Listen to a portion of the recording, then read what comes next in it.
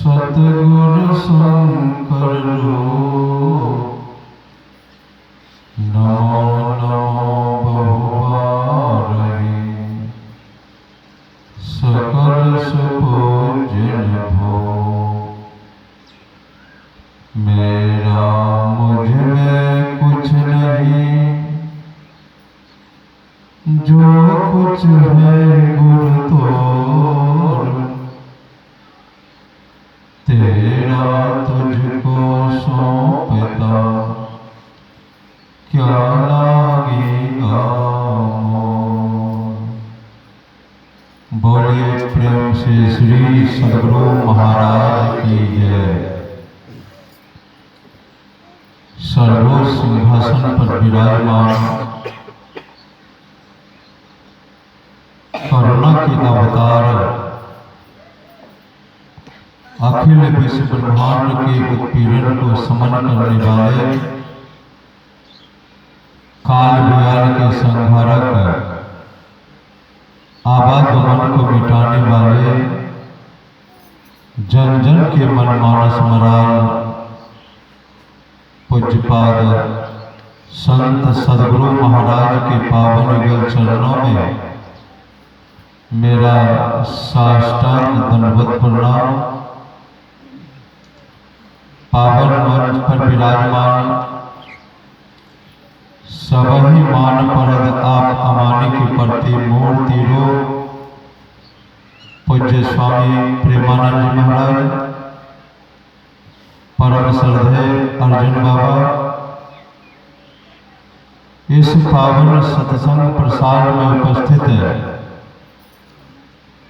सुनसरी जिला संत मत सत्संग समिति के परम सम्मान्य अध्यक्ष खुशीलाल बाबू, परम सम्मान्य उपाध्यक्ष परम श्रद्धेय सूर्यनारायण बाबू, इस पावन मंच पर विराजमान लौकिक और पारलौकिक ज्ञान रखने वाले परम श्रद्धेय अयोधी बाबा, परम सम्मान्य सत्संग प्रेमियों, आदरणीय माताओं एवं स्नेहमयी बहनों के चरण कमलों में मेरा कोटि नमन। अभी हम आप परम श्रद्धेय सुखदेव बाबू के निज निवास स्थान पर द्वितीय दिवस के प्रथम पाली में उपस्थित हैं। अभी हम आप सद्गुरु की महिमा के संबंध में श्रवण कर रहे थे। संत कबीर साहब की वाणी है, बिन गुरु उपदेश ब्रह्मा विष्णु नहीं निस्तरे। संत कबीर साहब कहते हैं बिना गुरु के उपदेश से ब्रह्मा विष्णु का भी कल्याण नहीं हो पाया, उसका भी निस्तार नहीं हो। गुरु महाराज कहने की कृपा की है, विधि को हरिहर पावत नामी, बिना गुरु प्रभु भेद जी। हमारे संत सद्गुरु महाराज कहते हैं विधि कहते ब्रह्मा को, हरि कहते विष्णु को, हर कहते महादेव को। ये तीनों उच्च कोटि के देवता है। और गुरु महाराज कहते बिना गुरु प्रभु भेव जी, ये तीनों उच्च कोटि के देवता भी भेव कहते युक्ति को, बिना गुरु के युक्ति से अपने को कल्याण नहीं कर पाया। इसलिए जीवन में सद्गुरु की बहुत बड़ी आवश्यकता है। गुरु दाता दयाल वह काटे जंजाल। हमारे संत सद्गुरु महाराज के गुरु थे बाबा देवी साहब, जो मुरादाबाद में निवास करते थे। बाबा देवी साहब के आश्रम के बगल में एक मुर्दा को आया जलाने के लिए।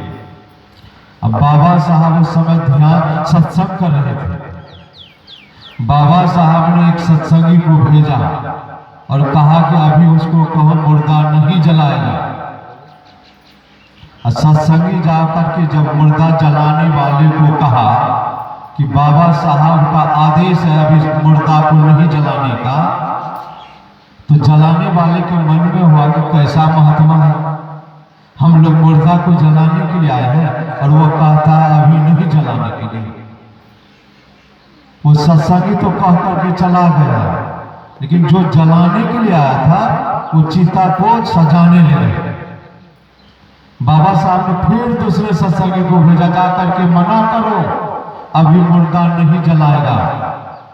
फिर जाकर के कहा, वो जलाने वाला नहीं माना। चिता रचा करके उस पर लाश को दे करके फिर ऊपर से लकड़ी डाल दिया। आग लगाने ही वाले थे। बाबा साहब तो काला वस्त्र पहनते थे ना, इतना अपने रूप को विकराल बनाए, इतना विकराल, एक लाठी लेकर के दौड़े। इतना विकराल रूप बन गया बाबा साहब का, जो जलाने के लिए आए थे ना सब देख करके भागे। सब भागे तो भागे, चिता पर जो मुर्दा था ना वो भी उठ करके भाग गया। श्री सद्गुरु महाराज ऐसे होते हैं सद्गुरु। रामकृष्ण परमहंस देव जी महाराज का एक शिष्य सत्संग कर रहे थे, प्रवचन दे रहे थे। बहुत भक्त प्रवचन सुन रहे थे। सत्संग के क्रम में बहुत ऊंची ऊंची बातें कर रहे थे। जब आरती हो गई, जब वह शिष्य रामकृष्ण परमहंस देव जी महाराज को प्रणाम करने के लिए आया, तो रामकृष्ण परमहंस देव जी महाराज ने कहा, तुम जो सत्संग में इतनी ऊंची ऊंची बातें कर रहा था, क्या तुम वहां पहुंचे हो? तो शिष्य ने कहा कि हे सद्गुरु, झाड़ू तो गंदगी को सफाई करता है और दूसरे को सफाई करके झाड़ू स्वयं गंदा हो जाता है, और उस झाड़ू को कौन साफ करता है? जिसके हाथ में वो झाड़ू रहता वही तो उस गंदा को साफ करता है, झाड़ू को। तो शिष्य ने कहा कि हे सद्गुरु, मैं आपके हाथ का झाड़ू हूं और दुनिया के आदमी के हृदय के कचरा को साफ करके मैं गंदा हो गया हूं, तो मैं तो आपके हाथ का झाड़ू हूं, तो इस झाड़ू को कौन साफ करेंगे? आप जैसे सद्गुरु ही तो साफ करेंगे। रामकृष्ण परमहंस देव जी महाराज ने उनको अपना सीना से मिला लिया। ऐसे सद्गुरु होते हैं। पंजाब में 10 गुरु हुए। एक गुरु का नाम था अर्जुन देव जी महाराज।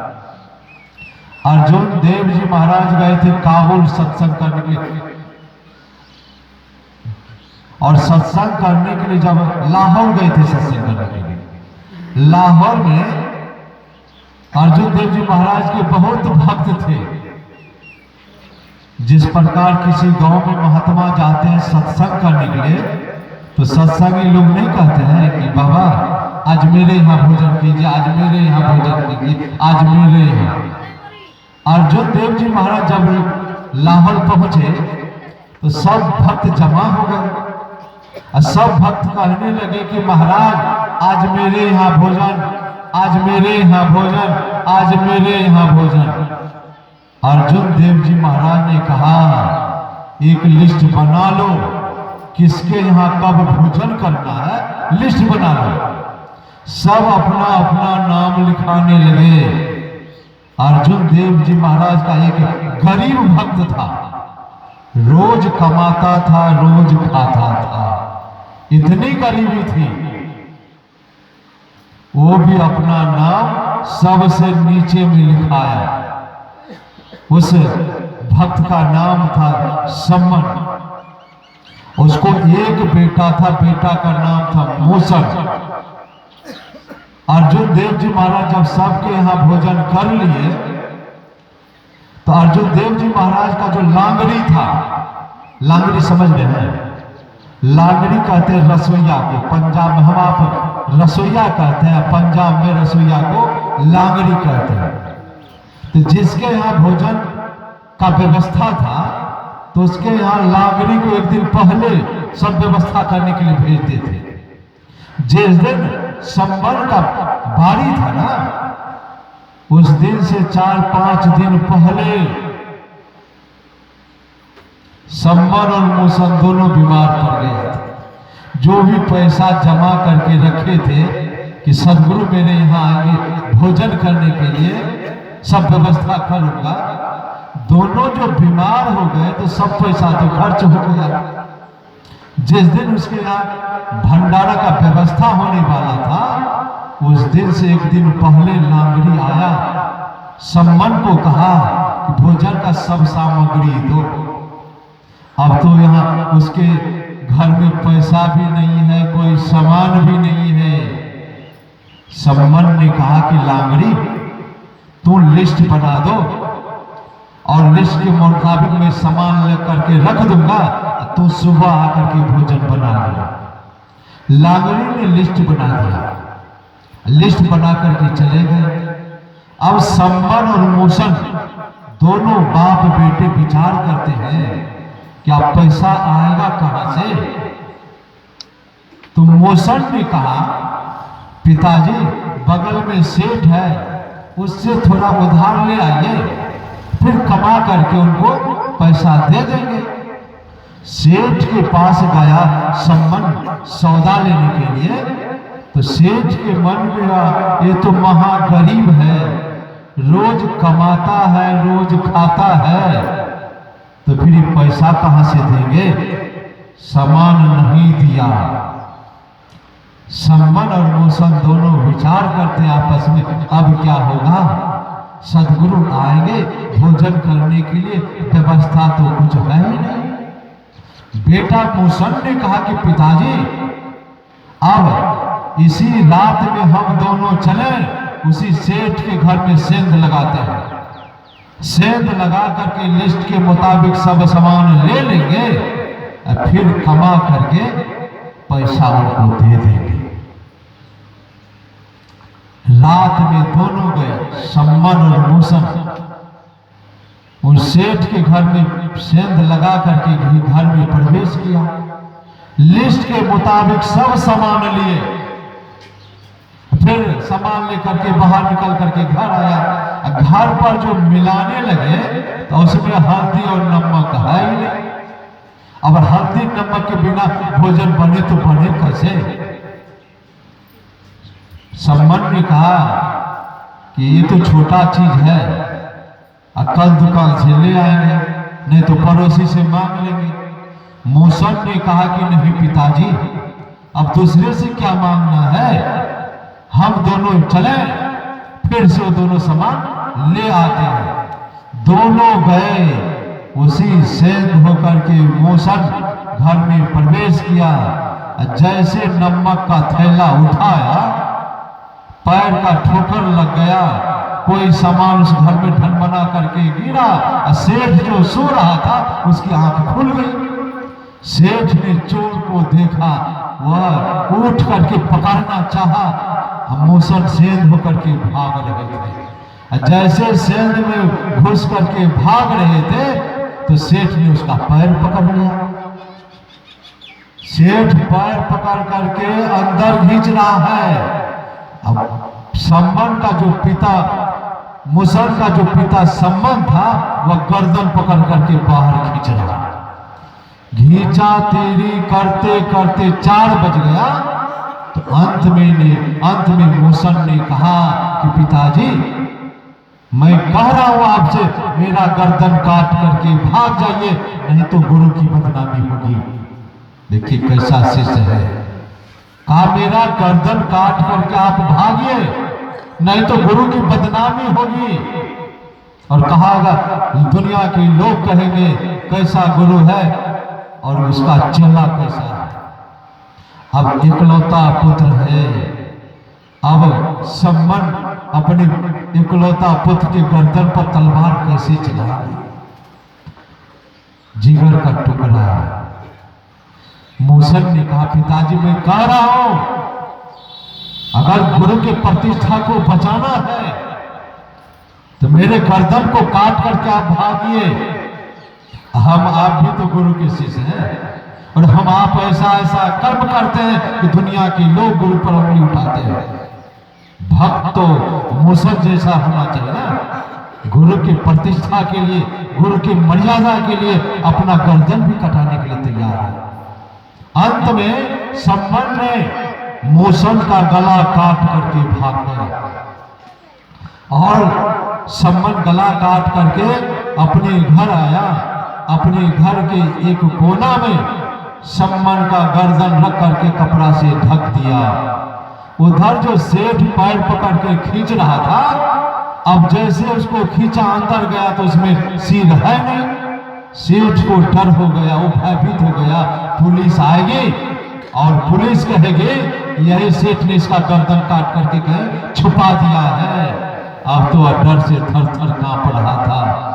वो सम्मन तो मजदूरी का काम करता था। वो सेठ उसी सम्मन के यहाँ गया और सम्मन से कहा कि सम्मन, मेरे यहाँ एक चोर का लाश है, तुमको मैं कुछ पैसा देता हूं, उस लाश को कहीं छुपा दो। सम्मन ने जो लिस्ट के मुताबिक सामान लाया था, जो पैसा बनता था, कहा इतना पैसा लेंगे तब उस लाश को मैं छुपाऊंगा। उतना पैसा सेठ दिया।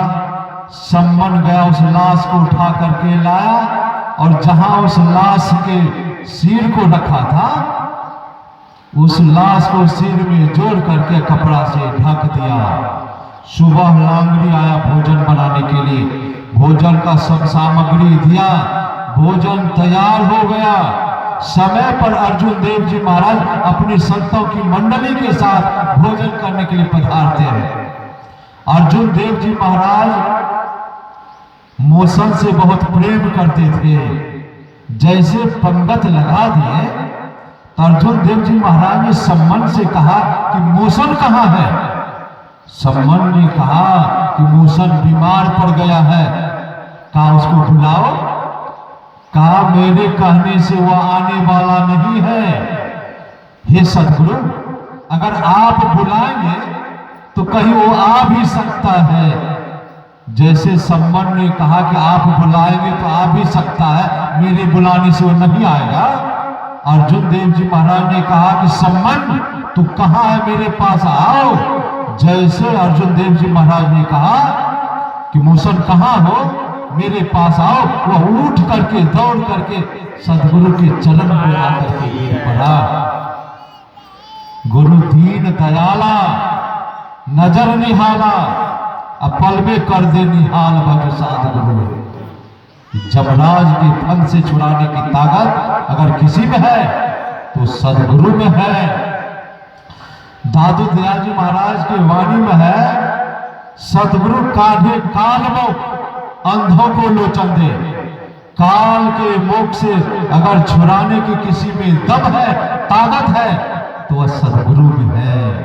जो काम ब्रह्मा से नहीं हो सकता ना, वो काम फकीर से होता है। जो न करे लकीर वो करे फकीर। इसी पंजाब में जो 10 गुरु हुए थे ना, एक गुरु का नाम था हरकिशन जी महाराज, वो 7वां गुरु थे। और जब वह सत्संग करते थे तो सत्संग में बहुत भक्त आते थे सत्संग सुनने के लिए। जब आरती हो जाती थी तो सब भक्त चले जाते थे। एक माई वहां बैठी रहती थी, सबसे पीछे वो आती थी। वह बैठे क्यों रहती थी? उसको एक भी संतान नहीं थी, एक भी पुत्र नहीं था। जब भक्त लोग चले जाते थे तो वह सदगुरु से प्रार्थना करती थी, हे सदगुरु, हे कृपालु दयालु सदगुरु, अगर आपकी कृपा हो जाती तो मुझे भी एक पुत्र हो जाता, तो वृद्धा होने के बाद वह मेरा सेवा करता।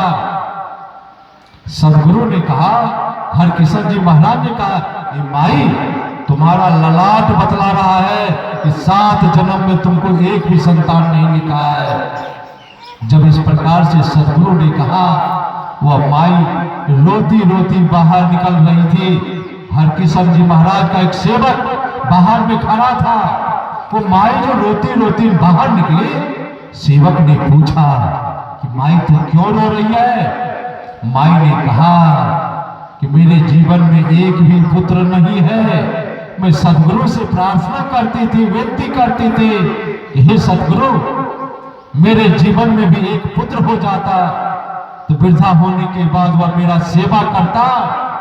लेकिन सदगुरु ने कहा कि हे माई, तुम्हारे ललाट में 7 जन्म तक एक भी संतान नहीं लिखा है। तो सदगुरु का जो सेवक वो कम चतुर होता है। सेवक ने कहा, माई, जब सदगुरु ने तुमको कहा कि तुम्हारे ललाट में एक भी संतान लिखा नहीं है, तो तू ऐसा क्यों नहीं कहा? हे सदगुरु, तो ही लिखने वाले हैं और तो ही मिटने वाले हैं। ये जो सदगुरु है ना, लोग कहते हैं भगवान सदगुरु को भेजते हैं। ये परमात्मा सदगुरु को नहीं भेजते हैं, परमात्मा ही सदगुरु बन करके आते हैं। ये परमात्मा सदगुरु को भेजते नहीं है, परमात्मा सदगुरु बन करके आते हैं। वो सदगुरु परमात्मा ही बन करके आए थे ना। कहा, वो माई तुरंत लौट गई और माई ने कहा, हे कृपालु दयालु, हे करुणा के अवतार, आप ही लिखने वाले हैं और आप ही मिटने वाले हैं। अगर मेरे जीवन में अगर 7 जन्म तक एक भी संतान नहीं लिखा है, तो आप तो कम से कम एक संतान लिख सकते हैं। सतगुरु तो बहुत कृपालु होते हैं, बहुत दयालु। सतगुरु के शरण में आप विनम्र होकर के जाएंगे तो झोली भर करके आएंगे। रोम का बादशाह, रोम का जो बादशाह था, उनका इकलौता पुत्र बीमार पड़ गया। दवाई चलती रही, बीमारी बढ़ती गई। एक दिन उसकी मृत्यु हो गई, मर गया। मेम साहिबा मरा हुआ पुत्र को ले गए संस्तबरेज के दरबार। संस्तबरेज के आगे मरा हुआ पुत्र को रख देती है और संस्तबरेज से मेम साहिबा ने कहा, हे सतगुरु, ये रोम के बादशाह का इकलौता पुत्र है, इनकी मृत्यु हो गई है, आप इनको जिंदा कर दीजिए। संस्तबरेज ने कहा कि मैं कोई जादूगर नहीं हूं कि इसको मैं ठीक कर दूं, यहां से तुम ले जाओ, ये जिंदा नहीं होगा। मेम साहिबा ने कहा, मैं आज तक यही सुन रखी हो कि संत के दरबार से कोई खाली हाथ नहीं लौटता है। आप कह करके देखिए ये जिंदा होता है कि नहीं। अगर जिंदा नहीं होगा तो मैं लेकर के चली जाऊंगी। संस्तबरेज ने कहा, ये बालक, खुदा के नाम पर तो उठ करके खड़ा हो जा। नहीं खड़ा हुआ। 3 बार संस्तबरेज ने कहा, ये बालक, खुदा के नाम पर उठ करके खड़ा हो जा। नहीं खड़ा हुआ।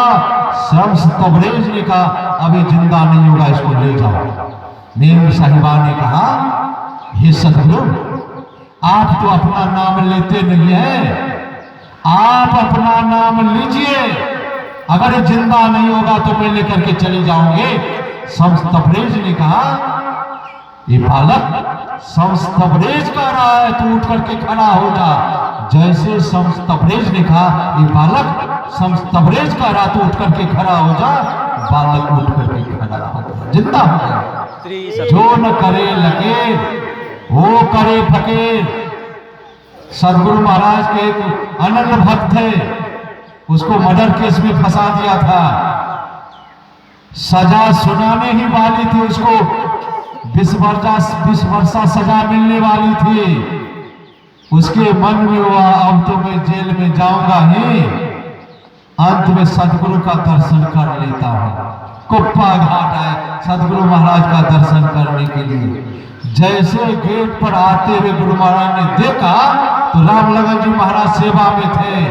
रामलगन जी महाराज को कहा, उस आदमी को धूप में एक वृक्ष में उल्टा हाथ करके बांध दो। रामलगन बाबा गए, दौड़ करके उस आदमी को उसी की धोती खोल करके हाथ पीछे बांध करके वृक्ष में बांध दिया। अब वो आदमी तो पश्चाताप कर रहे हैं। एक तो उधर सजा मिलने वाली है और इधर सदगुरु भी एक सजा दे दिए। बेकार आना होगा, पछता रहे थे, पश्चाताप कर रहे थे, आना बेकार हो गया। 4 बजे तक उसको बांध करके रखे। 4 बजे के बाद सदगुरु महाराज ने कहा राम लगन अब उसको खोल दो। खोल दिए। उधर जो जजमेंट होने वाला था ना, सजा मिलने वाली थी, उसको रिहा हो गया। सदगुरु महाराज तो उनको कुप्पा घाट में ही सजा देते हैं ना। संत ऐसे होते हैं, सदगुरु ऐसे होते हैं। माई ने लौट करके गई और सदगुरु से कहा अगर एक भी संतान नहीं लिखा है तो एक संतान तो कम से कम आप लिख दीजिए। हरकिशन जी महाराज ने कहा ठीक है, तुम जाओ, कल ठीक 11 बजे कागज कलम स्याही लेकर के आना, मैं तुम्हारे जीवन में एक संतान लिख दूंगा। अब बूढ़ी माई गई, वो माई गई घर पर कागज कलम स्याही का व्यवस्था करने लगी। आने में लेट हो गई। हरकिशन जी महाराज घोड़ा पर चढ़ गए थे कहीं जाने के लिए, तब तक में दौड़ करके वो माई पहुंच गई और दौड़ करके गई और माई ने कहा हे सदगुरु, मैं कागज कलम स्याही लेकर के आई हूं, आप एक संतान मेरे जीवन में लिख दीजिए। हरकिशन जी महाराज ने कहा कि लाओ, मैं एक संतान लिख देता हूं। जैसे कागज पर दबा से इंक लगा करके, वैसे लीड फोल्डर नहीं था पहले, ये पहले लकड़ी की कलम बनाते थे, स्याही दबाद में रहता था, उसमें लगा लगा करके लोग लिखते थे ना। तो हरकिशन जी महाराज ने जैसे स्याही में कलम को स्पर्श करा के कागज पर एक लिखने वाले थे, घोड़ा ने टाप उठा दिया, लिखा गया 7। लिख रहा था एक, लिखा गया 7। हरकिशन जी महाराज ने कहा कि माई तुम बहुत बड़े भाग्यशाली हो, मैं तो एक लिख रहा था और लिखा गया 7। अब तुम्हारे 7 जन्म में एक एक संतान की प्राप्ति तुमको होगी। ऐसे सदगुरु होते हैं जो न करे लकीर वो करे फकीर। अभी हम आप पाठ में सुन रहे थे, दुर्लभो विषय त्यागो दुर्लभम तत् दर्शनम, दुर्लभा सहजा अवस्था सद्गुरु करुणा बिना। ये विषय का त्याग दुर्लभ है।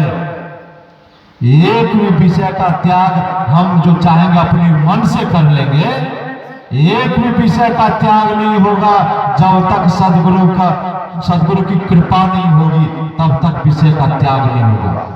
गोस्वामी तुलसीदास जी महाराज विनय पत्रिका में लिखे हैं, दसहों दसही कर संजम करिए न जिए जान, सब साधन वृथा हुई मिले भी न सारंग पान। गोस्वामी तुलसीदास जी महाराज कहते हैं दसहों दसही, ये 10 इंद्रियां, जब तक 10 इंद्रियां को कोई कब्जा नहीं कर लेंगे, 10 इंद्रियां पर जब सवारी नहीं कर लेंगे तो सब साधन वृथा होगी, मिले ही न सारंग पान। सारंग पान कहते परमात्मा को। जब तक कोई मनुष्य 10 इंद्रियों को बस में नहीं कर लेंगे, उसको परमात्मा की प्राप्ति नहीं होगी, परमात्मा का दर्शन नहीं होगा। दुर्लभो विषय त्यागो दुर्लभम तत्व दर्शनम। जब तक विषय का त्याग नहीं होगा ना, तब तक तत्व किसको कहते हैं? सार वस्तु को। सार वस्तु परमात्मा को। ये सार वस्तु परमात्मा है। जब तक विषय का त्याग नहीं होगा तो परमात्मा का दर्शन हम आपको नहीं हो पाएगा। गुरु नानक देव जी महाराज की वाणी में है, घट घट अंतरी ब्रह्मो लुकैया घट घट ज्योति समाई। गुरु नानक देव जी महाराज कहते हैं वो परमात्मा सबके, घट कहते हैं शरीर को, घट शरीर को कहते हैं। प्रत्येक मनुष्य के शरीर में परमात्मा है और परमात्मा की ज्योति भी है। न परमात्मा को देख रहे हैं, न उनकी ज्योति को देख रहा है, दोनों देख रहे हैं। क्यों नहीं देख रहे हैं?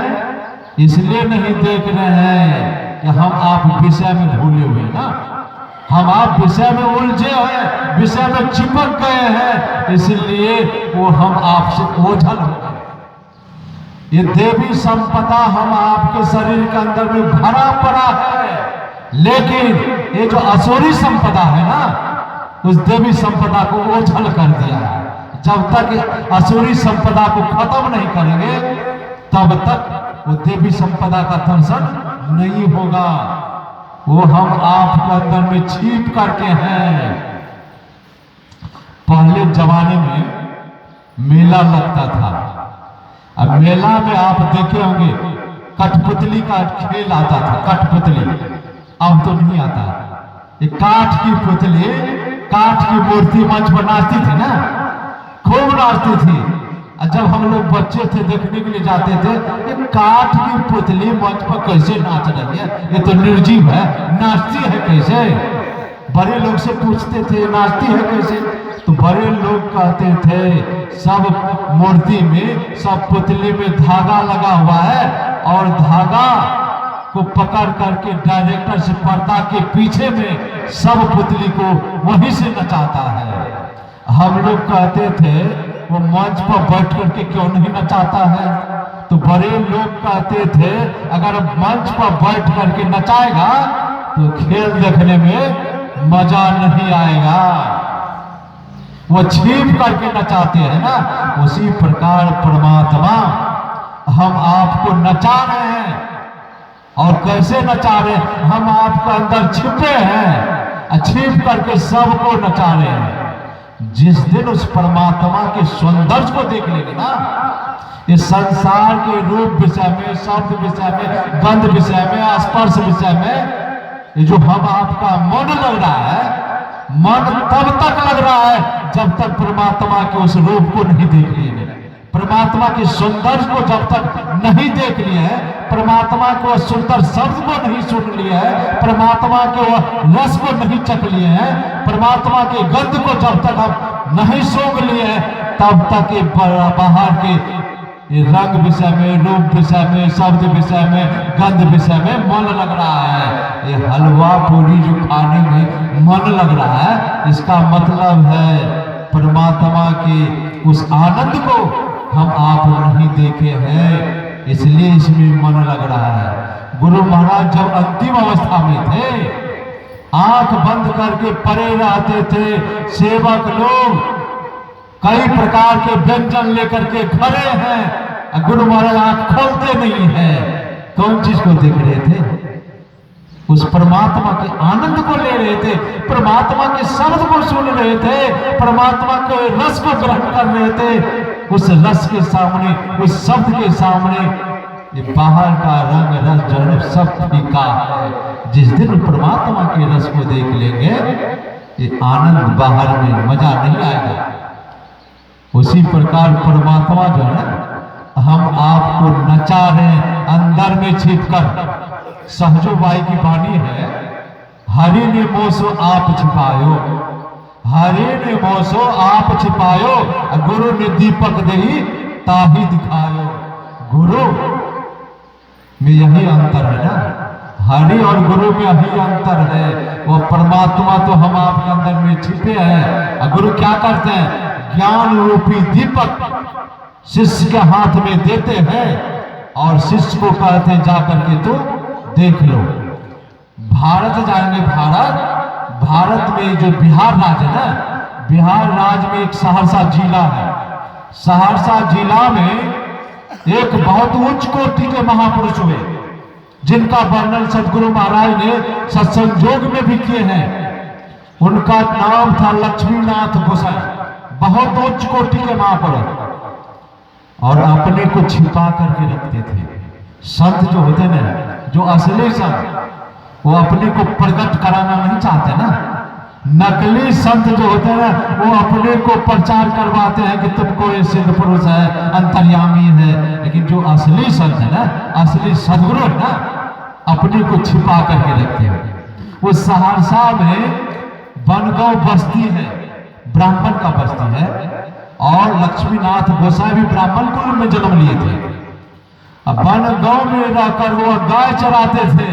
अब बहुत उच्च कोटि के संत, शरीर बहुत हट्टा कट्टा, बहुत मोटा तगड़ा। बनगांव के लोग उनको बाबाजी कहते थे, पहलवान कहते थे, कोई नहीं जानता था कि महापुरुष है। जिस बालक के साथ लक्ष्मीनाथ गोसाई गाय चराते थे, तो लक्ष्मीनाथ गोसाई को बालक ने कहा कि महाराज महाराज ने कहा बाबा जी आपके साथ में हम लोग लुक्का चोरी का खेल खेलना चाहते हैं। अब बाबा जी ने कहा कि खेल खेलो, लेकिन मुझे तो पता नहीं है कि लुक्का चोरी का खेल कैसे खेला जाता है। तो बालक ने कहा कि बाबा जी लुक्का चोरी के खेल में एक चोर बनता है, चोर जब आंख बंद कर लेता है तब सब लोग छिप जाते हैं, तब चोर को रेड्डी जब बोलते हैं तो चोर आंख खोल करके उनको ढूंढता है, जब नहीं ढूंढ पाता है तो फिर से उनको चोर बनना पड़ता है। तो बालक को लक्ष्मीनाथ गोसाई ने कहा कि खेलो। अब लक्ष्मीनाथ गोसाई को सारे बालक ने कहा कि बाबा जी पहले आप चोर बनिए, हम सब बालक छिपते हैं, जब छिप करके कहेंगे रेड्डी तब आप आंख खोल करके हमको ढूंढिएगा। लक्ष्मीनाथ गोसाई तैयार हो गए। लक्ष्मीनाथ गोसाई आंख बंद किए, आंख बंद करके जब बैठ गए तो सारे बालक ने कहा कि बाबा जी रेड्डी, सब बालक छिप गए थे। अब बाबा जी आंख भी नहीं खोलते हैं, जहां बैठे हैं वहां से भी नहीं उठते हैं, सब बालक का नाम लेकर के बता दिया, तुम अमुक जगह पर है, तुम अमुक जगह पर है, तुम अमुक जगह पर है। सारे बालक दौड़ करके आया, कहा बाबा जी आप तो अजीब आदमी है, आंख भी नहीं खोले, जगह पर से उठे भी नहीं, सबका नाम बतला दिए, ये कैसे बतला दिया? आप तो अजीब बाबा जी हैं। जो प्रकृति के ओट में छिपे हुए परमात्मा को देखनी है, ये संसार के बाहर में अगर कोई कुछ छिपा रहेगा तो उससे कोई छिप सकता है क्या? जो परमात्मा के प्रकृति के ओट में छिपे हुए परमात्मा को देख लिया है, उससे क्या छिप सकता है? सारे बालक ने कहा कि बाबा जी अब हम सारे बालक चोर बनते हैं, आप छिपिए, और छिप करके जब रेड्डी कहेंगे तो हम सब बालक आपको आंख खोल करके खोजेंगे। सब बालक आंख बंद कर लिए, लक्ष्मीनाथ गोसाई वहीं से अंतर ध्यान हो गए, लुप्त हो गए, और लुप्त होकर के कहते बालक रेड्डी। जैसे रेड्डी कहा सब बालक आंख खोज करके खोजने लगे, खोजते खोजते थक गया, कहीं नहीं मिला। सारे बालक को लक्ष्मीनाथ से बहुत प्रेम था, रात दिन एक साथ रहते थे, गाय चराते थे। जब नहीं मिला तो सारे बालक आंख बंद करके आंसू बहा करके रोने लगे। जब फूट फूट करके रोने लगे, परमात्मा कब प्रकट होते हैं? जब आप प्रेम से, आपके आंसू से, आंख से आंसू टपक गया ना, वो परमात्मा तुरंत प्रकट हो गए। परमात्मा प्रेम से प्रकट होते हैं। जब सारे बालक रोने लगे तो लक्ष्मीनाथ गोसाई सब बालक के बीच से ही प्रकट हो गया। जब प्रकट हो गया तो सारे बालक ने कहा बाबा जी आप कहाँ छिप गए थे? हम सब बालक तो आपको ढूंढते ढूंढते थक गया, कहाँ छिपे थे, अभी कहाँ से आ गया? लक्ष्मीनाथ गोसाई ने कहा छिपा था तुम लोग भी, तुम लोग बाहर में छिपा था, मैं तुम लोगों के अंदर में छिप गया, तू खोज रहा था मुझे बाहर। गुरु महाराज की यही बात कहते हैं, निज तन में खोज सज्जन, बाहर न खोजना।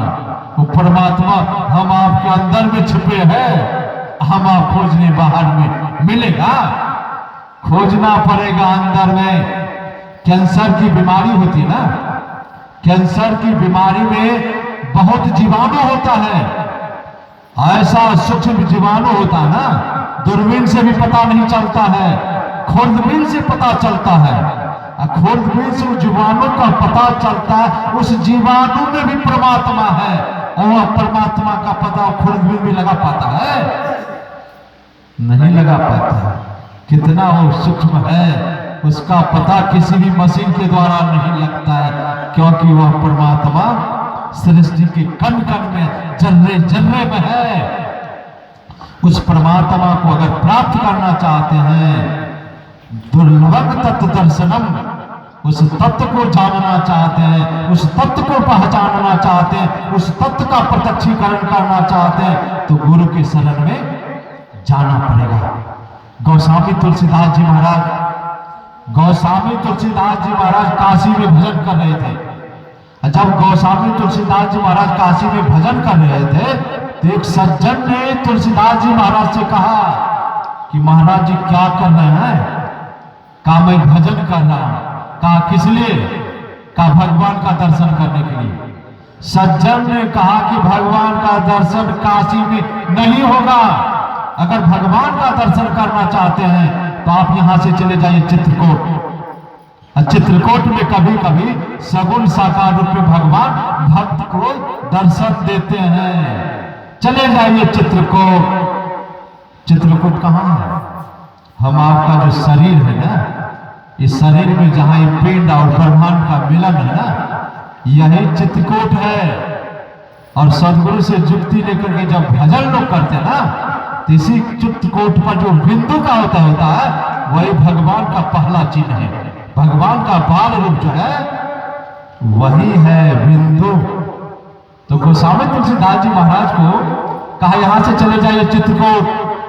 और तुलसीदास जी महाराज वहां से चले गए चित्रकूट। और चित्रकूट में एक मंदाकिनी नदी बहती है ना, हम आपके शरीर में जो सरस्वती नदी बहती है ना, और वहां भी मंदाकिनी नदी बह रही थी। मंदाकिनी नदी के तट पर एक वृक्ष के नीचे तुलसीदास जी महाराज झोपड़ी बना करके भजन करने लगे। भजन भी करते थे और सत्संग भी क्या करते थे। उनके सत्संग में अपराह्न काल में बहुत भक्त आते थे सत्संग सुनने के लिए। 4-5 दिन जब सत्संग करते करते बीत गया तो गोस्वामी तुलसीदास जी एक दिन निकल गए शौच करने के लिए जंगल। बहुत दूर चले गए, घनघोर जंगल। जंगल से जो शौच करके लौट रहे थे उसके कमंडल में कुछ निकृष्ट पानी बच गया था। रास्ते में एक बेर का पेड़ था, वो जो पानी बच गया था कमंडल में, वो पानी उस वृक्ष के नीचे, वृक्ष के नीचे गिरा दिया, जड़ में डाल दिया। जैसे पानी डालते हैं उस वृक्ष से ब्रह्म पिचास प्रकट हुआ। ब्रह्म पिचास प्रकट क्यों हुआ? कल मैं कह रहा था भजन बिना दुख पई हो। भजन नहीं करेंगे तो प्रेत जोनी में चले जाएंगे। अब प्रेत जोनी में बहुत प्यास लगती है, पानी मिलता नहीं है। वही जो पानी तुलसीदास जी महाराज गिराए, ब्रह्म पिचास को सुख लगा, प्रकट हो गया। अब ब्रह्म पिचास ने तुलसीदास जी महाराज से कहा कि महाराज आज तुम मन इच्छा भर मांगो, आज तुम जो मांगोगे मैं देने के लिए तैयार हूं, तो मन इच्छा भर मांगो। तुलसीदास ने क्या मांगा? संसार की वस्तु मांगा। हम जैसे तुच्छ महात्मा को भगवान दर्शन दे दे और कह दे मांगने के लिए तो सारी दुनिया की संपदा मांग लेंगे ना। लेकिन भक्त कितने संतोषी हैं, कितने संतोष रखते हैं। मन इच्छा भर मांगने के लिए कहा है, लेकिन तुलसीदास जी महाराज ने कहा अगर वर में आप मुझे कुछ देना चाहते हैं तो भगवान का दर्शन कराइए। बैठ जाइए, बैठ जाइए, अरे बैठ जाइए, बाद में आइए। कहा भगवान का दर्शन कराइए। अब ब्रह्म पिचास ने कहा कि भगवान का दर्शन मैं नहीं करा सकता हूं, ये काम छोड़ करके दूसरा काम मांगे वो दे दूंगा मैं, लेकिन भगवान का दर्शन नहीं करा सकता हूं। ब्रह्म पिचास ने कहा नहीं करा सकता हूं, तो तुलसीदास ने कहा फिर मुझे मन इच्छा पर मांगने के लिए क्यों कहा? अकात भगवान का दर्शन कराना पड़ेगा। ब्रह्म पिचास ने कहा भगवान का दर्शन तो नहीं करा सकता, उपाय बतला सकता हूं, दर्शन कैसे होगा। कहा वही उपाय बतला दीजिए।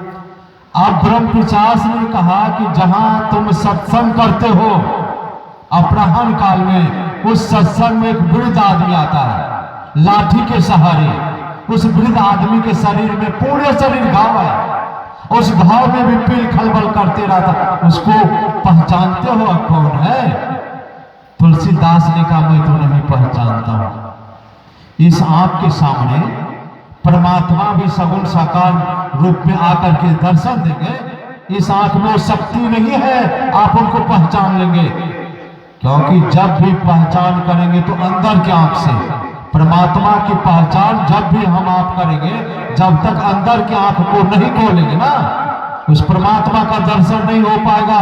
इस आंख से जब भी दर्शन होता है तो माया का दर्शन होता है। गोस्वामी तुलसीदास जी महाराज ने लिख दिया है, गो गोचर जह लगी मन जाई सो सब माया जानहु भाई। इस आंख से माया का दर्शन होता है। कामे नहीं पहचानता हुआ कौन है। ब्रह्म पिचास ने कहा वो साधारण आदमी नहीं है, वो संत है, वो हनुमान जी है। हनुमान जी सत्संग सुनने के लिए अपना रूप बदल करके आते हैं। जहां सत्संग होता ना, उस सत्संग में सबसे पहले हनुमान जी पहुंचते हैं सत्संग सुनने के लिए। वो मरे नहीं है, उनका शरीर नहीं छूटा, अभी भी वो जिंदा है। भगवान श्री कृष्ण भी गुरु की बहुत सेवा की है ना। चरण धो करके पिए हैं दुर्वासा ऋषि के। और दुर्वासा ऋषि रथ पर बैठे हैं, रुक्मणी और भगवान कृष्ण को बैल के नाई खींचना पड़ा।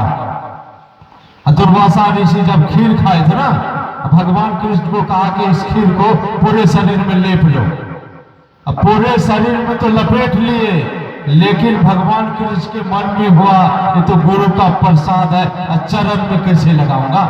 चरण में नहीं लगाया, उसी के चलते तो उनकी मृत्यु हुई। राक्षस ने उसी चरण में तो बाण मारा। अगर उस चरण में भी उस प्रसाद को, उस खीर को लपेट लेते तो भगवान श्री कृष्ण भी अभी स्वशरीर रहते, उनकी मृत्यु नहीं होती। हनुमान जी भी अभी जिंदा है, और जहां सत्संग होता है सबसे पहले हनुमान जी वहां पहुंचते हैं। ब्रह्म पिचास ने कहा वो हनुमान जी है, अगर उनके चरण को पकड़ लोगे तो भगवान का दर्शन करने के लिए कहीं नहीं